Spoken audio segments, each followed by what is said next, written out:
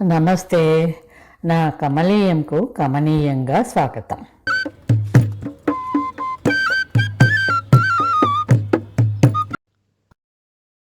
ఓ రోజు లంచ్ చేస్తుండగా కథల ప్రసక్తి వస్తే మా అబ్బాయి, అమ్మ, కథలలో సినిమాలలో ఎక్కడ చూసినా పిల్లలు తల్లిదండ్రులను నిర్లక్ష్యం చేస్తున్నారని, వాళ్ళ ఆస్తులను గుంజుకొని వాళ్ళను వృద్ధాశ్రమాలలో వదిలేస్తున్నారని వ్రాస్తుంటారు. ముఖ్యంగా అమెరికాలో ఉన్న పిల్లల మీద మరీ వ్రాస్తూ ఉంటారు. నీకు మా ఫ్రెండ్ని చూపిస్తాను. వాళ్ళ అమ్మ చనిపోతే డిప్రెషన్లోకి వెళ్ళి బెడ్ రిడన్ అయిన వాళ్ళ డాడీకి సేవలన్నీ చేస్తూ 5 సంవత్సరాలుగా చూసుకుంటున్నాడు. అతని చూపిస్తాను, అతని కథ వ్రాయి అన్నాడు. అన్నీ అలాంటివే కాదులేరా, బాగా చూసుకునే పిల్లల కథలు కూడా వస్తూనే ఉంటాయి. కాకపోతే ఇలాంటి కథలు ఎక్కువగా పాపులర్ అవుతాయి. మీ ఫ్రెండ్ దాకా ఎందుకు? మా పెన్ని కొడుకు శ్రీను, మా పిన్ని బెడ్ రిడన్ అవుతే తన జాబ్కి రిజైన్ చేసి సంవత్సరం నుంచి అమ్మని చూసుకుంటున్నాడు. వాడి పిల్లలు కూడా మేము ఉద్యోగాలు చేస్తున్నాం కదా, మీరు బామ్మని చూసుకోండి అని సపోర్ట్ చేస్తున్నారు. అసలు మా శ్రీను వాళ్ళ బామ్మగారిని కూడా తను చదువుకునే రోజులలోనే పిన్ని ఆరోగ్యం సరిగ్గా లేకపోతే తనే చూసుకున్నాడు. అప్పుడు వాళ్ళ బామ్మగారికి, ఇప్పుడు అమ్మకు అన్ని పనులను పనివాళ్ళని పెట్టకుండా తనే చేస్తున్నాడు. అవును, నువ్వన్నట్లు అలాంటి కొడుకుల కథలు కూడా రావాలి అన్నాను. అదో అలా వచ్చిందే ఈ కథ, నీలో తను. ఇది తపస్వే మనోహరం అంతర్జాల పత్రికలో అక్టోబర్లో ప్రచురించబడింది. మిత్రులు, మరి ఇక ఈ కథ విని మీ అభిప్రాయం కూడా చెప్తారుగా. పదండి నీలో తనుకు. నీలో తను. కస్తూరి స్తంభించిపోయింది. సారంగా చెప్తోంది మనసులోకి పోవటం లేదు. ఏమిటో ఏమీ అర్థం కావలేదు. నిశ్చలంగా పడుకొని ఉన్న శ్రీనాథుని చూస్తూ, నిజమా నిజమా అండి, ఇంకా లేవరా? విభ్రాంతిగా చూస్తూ ఉండిపోయింది. కస్తూరి కళ్ళల్లో నీరు కూడా రావటం లేదు. కన్నీరు ఘనీభవించి ఉంది. అసలు తన చుట్టూ ప్రపంచమే లేనట్లు, మాటలు రానట్లు అలా ఉండిపోయిన ఆమెను చూస్తుంటే భయం వేస్తున్నది కొడుకు సారంగకి, కోడలు కావేరికి. అసలు వాళ్ళిద్దరు కూడా జరిగిన విషయం జీర్ణించుకోలేకపోతున్నారు. ఇక తల్లి ఎలా తట్టుకోగలుగుతుంది? కావేరి, సారంగ అప్పుడే ఆఫీస్ నుంచి వచ్చి ఫ్రెషప్ అవుతున్నారు. ట్యూషన్ నుంచి పిల్లలు, వాకింగ్ నుంచి శ్రీనాథ్ వస్తారని, వంట ఇంట్లో స్నాక్స్ ఏం చేయాలని చూస్తున్న కస్తూరికి బయట శ్రీనాథ్ వచ్చిన చప్పుడు వినిపించింది. ఈరోజు తొందరగా వచ్చారే అనుకుంటూ మంచినీళ్ళ గ్లాస్ తీసుకొని హాల్లోకి వచ్చింది. సోఫాలో కూర్చొని వంగి సూలేషులు ఇప్పుకుంటున్న శ్రీనాథ్తో, ఏమండి, ఇదిగో మంచినీళ్ళు అంది. తలెత్తి కస్తూరి వైపు చూస్తూనే వెనకకు సోఫాలో వరిగిపోయాడు శ్రీనాథ్. అండి, ఏమైంది? గట్టిగా అంటూ నీళ్ల గ్లాస్ బల్ల మీద పెట్టి శ్రీనాథ్ దగ్గరగా వెళ్ళింది. కస్తూరి అరుపుకి లోపల గదిలో ఉన్న సారంగ, కావేరి ఒక్క పరుగున ఏమైందమ్మా అంటూ వచ్చారు. కన్నా, చూడరా, డాడీ ఇట్లా పడిపోయారు, పూడుకుపోయిన గొంతుతో అంది కస్తూరి. తండ్రిని సరిగ్గా పడుకోబెట్టి ఒక్క క్షణం సాలోచనగా చూశాడు. దగ్గరలో ఉన్న డాక్టర్ని తీసుకొచ్చాడు. డాక్టర్ని పంపించి లోపలికి వచ్చిన సారంగాతో, కన్నా, ఏమిట్రా, డాడీ పలకటం లేదు కంగారుగాని శ్రీనాథ్ వైపు తిరిగి, ఏమండి, అండి, లేవండి, నాకు భయంగా ఉంది మీరు ఇట్లా పడుకుంటే అని తట్టి లేపుతోంది. సారంగ తల్లిని దగ్గరగా తీసుకొని, డాడీ ఇంకా లేవరమ్మా అంటూ దుఃఖం ఆపుకోలేక బావురమన్నాడు. వారాలే గడిచాయో నెలలే గడిచాయో కానీ ఆ షాక్ నుంచి తేరుకోలేదు కస్తూరి. ఇప్పుడిప్పుడే జరిగినది మనసుకు తెలుస్తోంది. ఏం జరిగింది? ఏమండి తనను వదిలేసి వెళ్ళిపోయారు.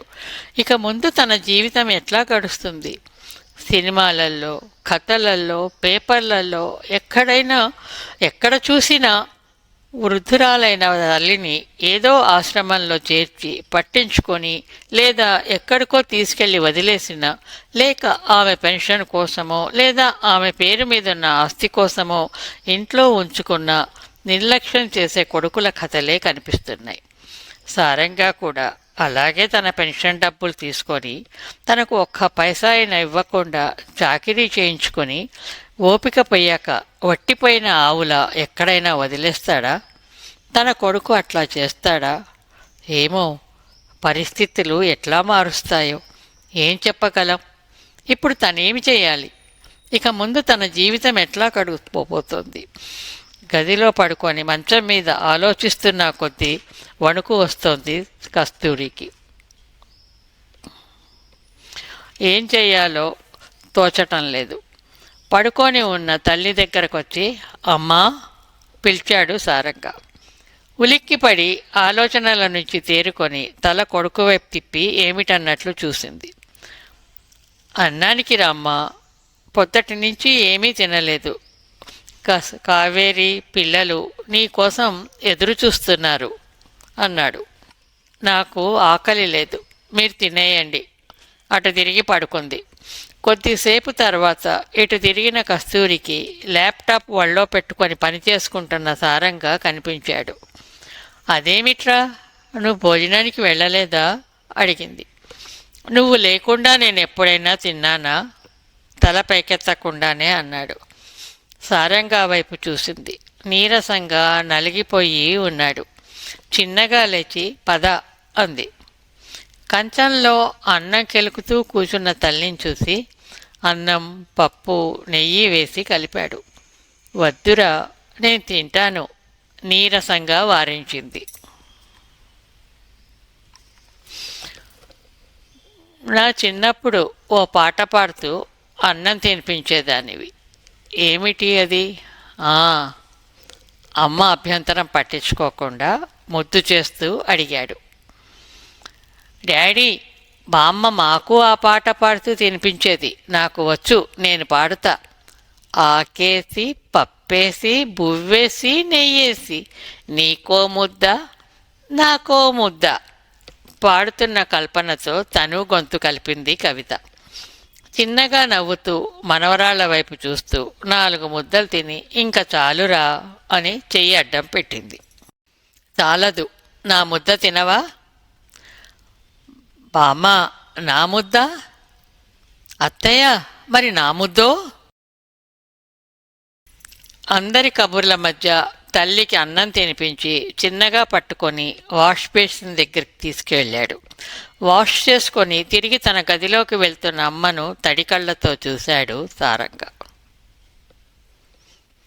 పాణి, 3 నెలలైపోయింది. ఆఫీస్కు ఇంకా ఎన్ని రోజులు సెలవు పెట్టావు? అదే ఆలోచిస్తున్నాను. ఇప్పటి వరకు జీతం నష్టం మీద సెలవు ఇచ్చారు, కానీ ఇక ముందేమంటారో. పోనీ నేను సెలవు పెట్టనా? నీకు కష్టం కదా. నీ ప్రాజెక్ట్ పూర్తయ్యే వరకు నువ్వు సెలవు తీసుకోలేవు.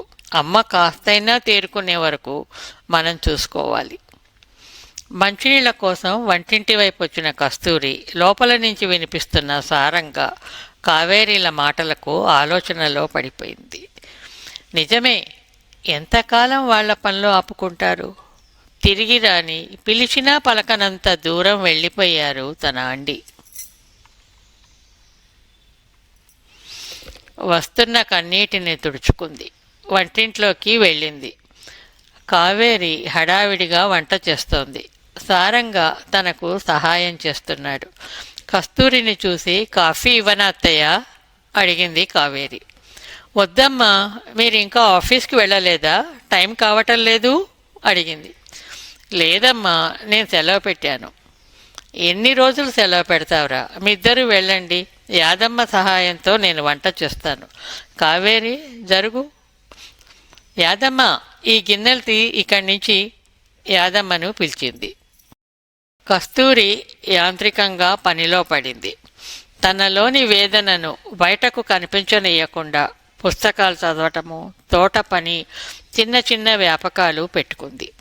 ఆఫీసు నుంచి వచ్చినప్పటి నుంచి తల్లితోనే గడుపుతాడు సారంగా. రోజులు నెలలు గడిచిపోతున్నాయి. కరోనా ప్రపంచాన్ని ఒక కుదుపు కుదిపి వెళ్ళిపోయింది. ఆ సమయంలోనే వర్క్ ఫ్రమ్ హోమ్ రావటంతో సారంగా కావేరీలకు కాస్త ఊరట కలిగింది. ఆ రోజు కావేరి అత్తగారు ఇంకా లేవలేదేమని గదిలోకి వచ్చి చూసింది. కస్తూరి మగతగా పడుకొని ఉంది. వంటి మీద చేయి వేసి చూసింది. ఒళ్ళు సలసలా కాగిపోతుంది. అత్తయ్య, అత్తయ్య పిలిచింది కావేరి. కావేరి పిలుపులకు గదిలో పనిచేసుకుంటున్న సారంగా వచ్చాడు. మగతగా పడుకొని ఉంది. ఆయాస పడుతోంది కస్తూరి. డాక్టర్కి ఫోన్ చేస్తే కరోనా టెస్ట్ చేయాలి, ఇంట్లో కుదరదు, హాస్పిటల్కు తీసుకురమ్మన్నారు. కస్తూరి పరిస్థితి చూసి ఐసీయూలో చేర్చారు. అదృష్టవశాత్తు కరోనా నెగిటివ్ వచ్చింది. డెంగ్యూ అని నిర్ధారణ చేశారు. ప్లేట్లెట్స్ పడిపోయాయి, ఎక్కించాలి. కరోనాతో పాటు డెంగ్యూ కూడా ఎక్కువగా ఉండటంతో ప్లేట్లెట్స్ దొరకటం కష్టమవుతోంది. ప్రస్తుతం వారి దగ్గర లేవు. బయట ఏదైనా బ్లడ్ బ్యాంక్లో ప్రయత్నించమని డాక్టర్ చెప్పారు. ఐసీయూ గది అద్దంలో నుంచి లోపలికి చూశాడు సారంగా. మగతగా, వంటి మీద స్పృహ లేకుండా, పక్కన బీపీ, ఈసీజీ ఆపరేటర్లు, చేతికి ఎక్కుతున్న సెలైన్ బాటిల్తో ఉన్న అమ్మని చూడగానే దుఃఖం ఆపుకోలేకపోయాడు. చాలా చోట్ల ప్రయత్నించగా ఒక ప్రైవేట్ బ్లడ్ బ్యాంక్లో దొరికింది.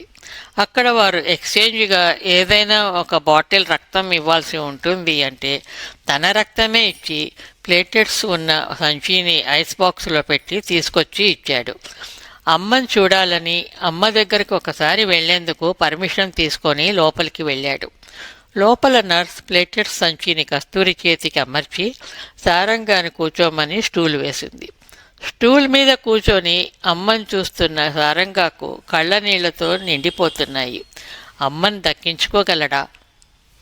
మగత నుంచి తేరుకొని కళ్ళు విప్పిన కస్తూరికి కాసేపు తనెక్కడుందో అర్థం కాలేదు. చుట్టూ చూసింది.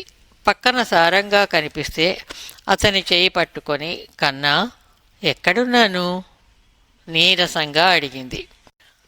అమ్మా, నీకు జ్వరం వచ్చింది, హాస్పిటల్కి వచ్చాం, తగ్గిపోతుంది అనునయంగా అన్నాడు. కన్నా, నన్ను వదిలి ఎక్కడికి వెళ్ళవు కదూ? భయంగా ఉంది, భయంగా అంది. లేదమ్మా, ఎక్కడికి వెళ్ళను. డాక్టర్ గారు వచ్చాక ఇంటికి వెళ్ళిపోదాం, భయం లేదు అన్నాడు అమ్మ చెయ్యి నిమురుతూ మృదువుగా. ప్లేట్లెట్స్ రక్తంలో కలిసి శరీరంలో అడ్జస్ట్ అవ్వటానికి సమయం పడుతుంది, కొంత ఇబ్బంది కలుగుతుంది.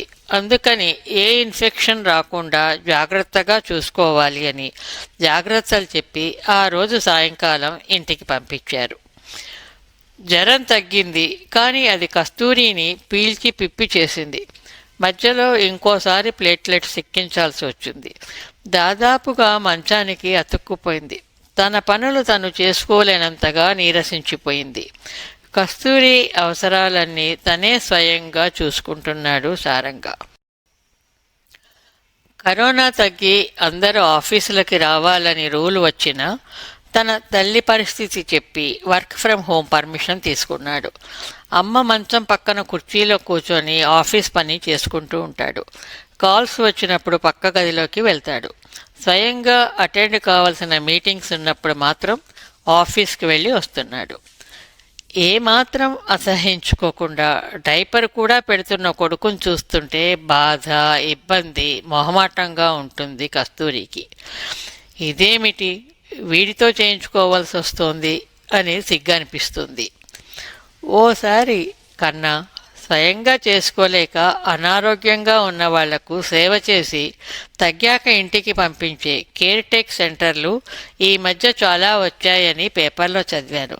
అక్కడ చేర్చరా నన్ను, ఈ పనులన్నీ నీకెందుకు అంది బాధగా. నువ్వు నాకు చిన్నప్పుడు చేయలేదా? అప్పుడు నన్నెందుకు టేక్ కేర్లో పెట్టలేదు అని కొట్టిపారేశాడు. కొడుకు చూపించే ప్రేమకు శ్రద్ధకు సంతోషపడాలా, ఈ పనులన్నీ చేయించుకుంటున్నందుకు బాధపడాలో తెలియటం లేదు కస్తూరికి. అయినా ఊరుకోలేక జడవేస్తున్న సారంగాతో, కన్నా పోనీ ఎవరైనా పనమ్మాయిని పెట్టు, వణుకుతున్న గొంతుతో అంది. ఎందుకు, నేను జడ బాగా వేయటం లేదా? చూడు ఎంత బాగా వేశానో. తల్లి బుగ్గలు పట్టుకొని నుదుటి మీద వెంట్రుకలు సవరిస్తూ నవ్వుతూ అద్దం చూపించాడు. బాగా వేశావురా, కానీ నీకెందుకురా ఇంత ఇబ్బంది, బాధగా అంది. మా కస్తూరి బంగారు తల్లి. మరేమో సారంగా పెద్ద కూతురు కదా, సారంగా చెప్పినట్టు వింటుంది. నిన్ను పని మనుషుల మీద వృద్ధాశ్రమంలో వదలను. ఇంకోసారి వృద్ధాశ్రమం, పని మనిషి అనవద్దు, సరేనా? నుదుటన బొట్టు పెడుతూ అనునయంగా అన్నాడు. నాన్న చేయి పట్టుకొని వచ్చినప్పటి నుంచి నాన్న చుట్టూనే తన చిన్ని ప్రపంచం ఏర్పరచుకున్న అమ్మకు ఊహించని పెద్ద షాక్ తగిలింది. ఆ షాక్ నుంచి తేరుకోవాలని నాన్న వెళ్ళిపోయిన ఈ 10 సంవత్సరాలలో తల్లి పైకి ఏవేవో వ్యాపకాలు కల్పించుకొని తిరుగుతున్న, మానసికంగా ఎంత ఒంటరితనం అనుభవిస్తుందో, ఎంత బాధను తనకు కనిపించకనీయకుండా దిగమంగుకుంటుందో సారంగా అర్థం చేసుకోగలడు. అందుకే తల్లిని వీలైనంత వరకు ఒంటరిగా ఉండనీయడు. పసిపాపలా చూసుకుంటున్నాడు. ఏవేవో వ్యాపకాలు కల్పించుకొని తన పని చేతనైనంత ఇంటి పని చేసుకుంటూ ఉన్న కస్తూరిని డెంగ్యూ మంచాన పడేసింది. మందులేస్తున్నారు, కానీ పూర్తిగా నీరసించి శుష్కించిపోయి మంచానికి అతుక్కుపోయింది. కావేరి కూడా అర్థం చేసుకొని అతనికి సహకరిస్తుంది. ఇడ్లీ చెంచాతో కస్తూరికి తినిపిస్తూ, పోయిన నాన్నను తీసుకురాలేను, కానీ నీ కోసం ఏమైనా చేస్తానమ్మా అన్నాడు ఆర్థంగా. ఇడ్లీ తినిపించడం అయ్యాక మంచం వెనకకి ఎత్తుగా దిండ్లు పెట్టి కూర్చోబెట్టి పక్కన కూర్చున్నాడు. కొడుకు భుజం మీద తల ఆనించి పడుకుంది.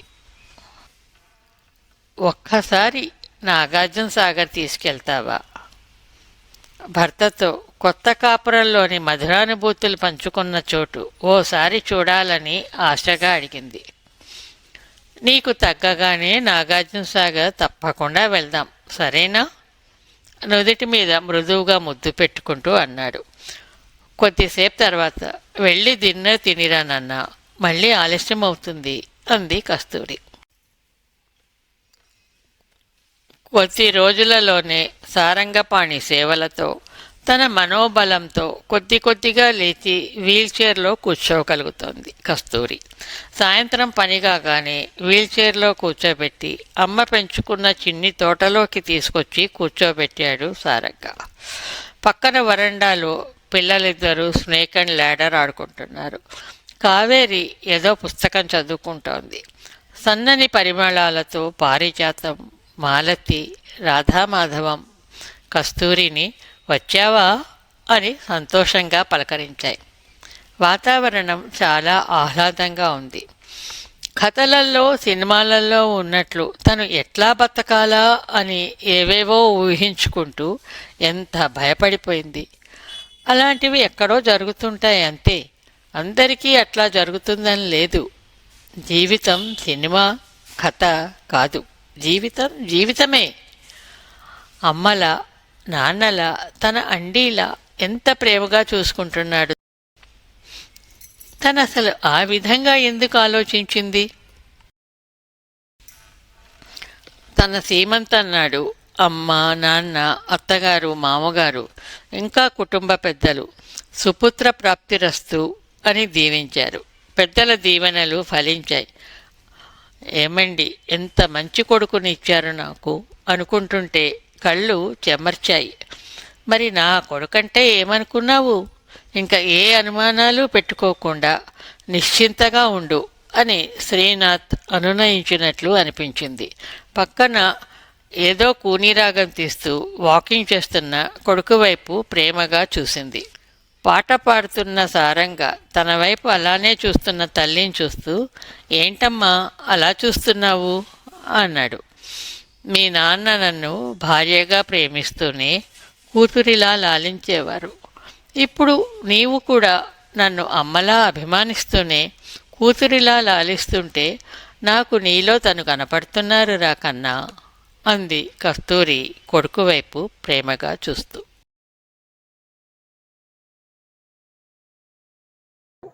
వచ్చే వారం మరో కథతో కలుసుకుందాం. అందాక సెలవా మరి.